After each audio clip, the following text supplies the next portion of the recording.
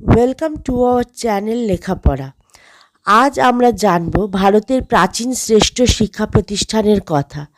আমরা শুনব বিশ্বের প্রথম আবাসিক বিশ্ববিদ্যালয়ের কথা, যা আমাদের ভারতবর্ষেই অবস্থিত ছিল। বুঝতেই পারছ কোন শিক্ষা প্রতিষ্ঠানের কথা আজকে বলবো। হ্যাঁ, নালন্দা বিশ্ববিদ্যালয়।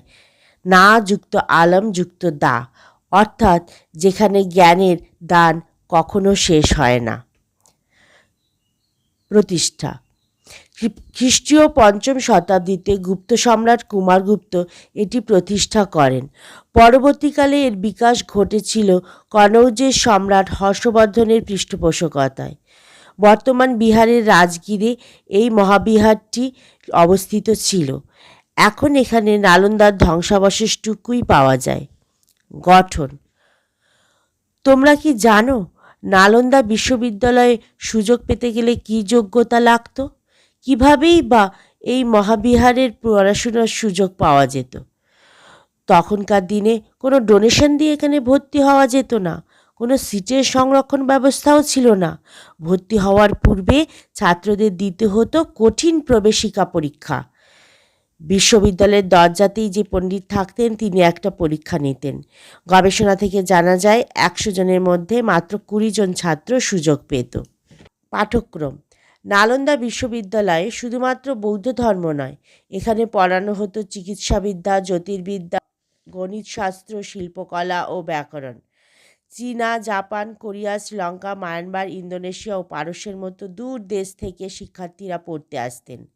চীনা পরিব্রাজক হিউয়েনসাং, ইটজিং এছাড়া বৌদ্ধ দার্শনিক নাগার্জুন, আর্যভট্ট ও শিলভদ্র এই বিশ্ববিদ্যালয়ের সাথে যুক্ত ছিলেন। নালন্দায় একটি বিখ্যাত পাঠাগার ছিল যা 9 তলা উঁচু। এখানে প্রায় 90 লাখ বই ছিল, যা একজন মানুষের এক জন্মে পড়া প্রায় অসম্ভব। পৃথিবীর প্রথম আবাসিক বিশ্ববিদ্যালয়ে প্রতিটি ছাত্রের প্রতি অত্যন্ত যত্ন নেওয়া হতো। প্রত্যেকের আলাদা আলাদা ঘর ছিল। সকালবেলার মেডিটেশনের পর ক্লাস শুরু হতো। তথাকথিত পরীক্ষার ব্যবস্থা ছিল না, কিন্তু ছিল ডিবেটের ব্যবস্থা, অর্থাৎ তর্ক বিতর্ক সভার মাধ্যমে ছাত্রদের জ্ঞানের পরিধি বোঝা যেত। এই অভিনব প্রথায় শিক্ষা প্রচারের প্রতিষ্ঠান হঠাৎই কোথায় হারিয়ে গেল? কেন আমরা আজ রাজগিরে গিয়ে এর শুধু ধ্বংসাবশেষ দেখতে পাই? পিছনে যে ইতিহাস আছে তা ভয়ঙ্কর।